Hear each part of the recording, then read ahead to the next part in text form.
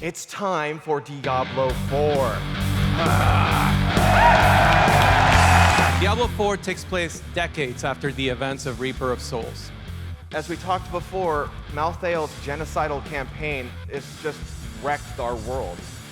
Scores of death everywhere you see, and in that death, massive power vacuums have opened up across the world. Some quick lore beats about who this lovely lady is. Her name is Lilith.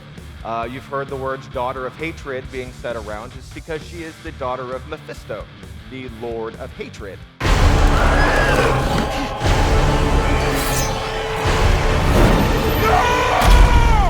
Diablo 4 is a classic isometric action RPG. It's going to feature a dark, non-linear campaign. It'll be a shared open world with 5 distinct contiguous regions. So when we talk about shared open worlds, we mean you'll see players outside your party, and you'll see different types of open world activities. Activities like the public events that we showcased in the demo, ranging anywhere from the more common Drowner attacking the coastline, all the way up to a huge pestilence demon is clawing its way out of a farm. I'm sure many of you are curious about the other players part, right? How many people are you going to be sharing this open world with? The number can actually be variable by location, meaning we might make a place less or more populated depending on what's going on there. There's 5 powerful classes, 3 that we announced today and are playable in the demo: the Sorceress, the Barbarian, and the Druid. The Sorceress is the Master of Magic. She is your fragile caster class that deals high magical damage from a distance. The Barbarian is one of the main classes that everyone thinks of when they think Diablo. He has some brand new things about him as well. One of these things is the Arsenal system. This system allows the Barbarian to equip 4 weapons, 2 two-handed weapons and 2 one-handed weapons, allowing him to use more item affixes than any other class in the game, and also he can equip more legendaries than any other class in Diablo 4. The Druid is a shape-shifting class. The Druid can rapidly shapeshift into his human, werewolf, and werebear forms at a moment's need. You can tie specific mechanics to the moment you transform. The skill point system is fairly straightforward. As you level up, you'll be gaining 1 or more skill points for you to spend. This is an example of the Sorceress's talent tree. Each tree is unique to that class. At the bottom of the tree are the strongest talents in the game. With so much world to explore, we saw the opportunity to add a new feature, and that is mounts.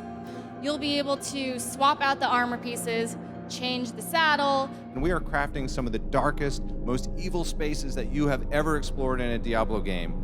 So Sanctuary is a large and diverse place, and we are filling it with lots of dungeons for you to explore, slay, and loot your way through. Now, since they are randomly generated, that means until you venture down that dark corridor, you're not really sure what you're going to find.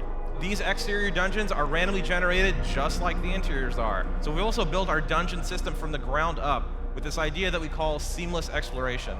What seamless exploration means is no more loading screens to go down to the second floor. Random events are back. And random events are a core part of that classic dungeon crawling feeling in Diablo 4. And one major change compared to the past game is they are no longer restricted to a specific place in the world. The other thing we're adding is the dungeon objective. So the dungeon and its objective are designed together as 2 parts of a cohesive whole. Objectives are completed by doing specific things in the dungeon, like killing a sea witch. We're adding a new type of item called a dungeon key. How do they work? Well, when a key drops in the world, it drops for a very specific dungeon in the world. Using this key, we'll upgrade that dungeon into an endgame dungeon. And finally, dungeon keys can roll specific dungeon affixes. Now, this is an entirely new feature. These are modifiers that increase the difficulty and complexity of the dungeons found throughout the game. In Diablo 4, there are a new category of affixes that we call enhancing affixes. These affixes take the monster's base powers and improve on them. This is our first world boss in the Diablo series, and it is so big that we had to pull the camera out just to frame the action. The really cool thing about the bosses in Diablo 4 is our new stagger system. This means that you can bring your control effects, and when you apply them to bosses, it builds up the stagger bar. So when you stagger a Shava, you can break off its arm blades. And this changes the whole fight, because those giant sweeping attacks that it performs are greatly reduced in their range. So items are one of the most important elements of Diablo, if not the most important.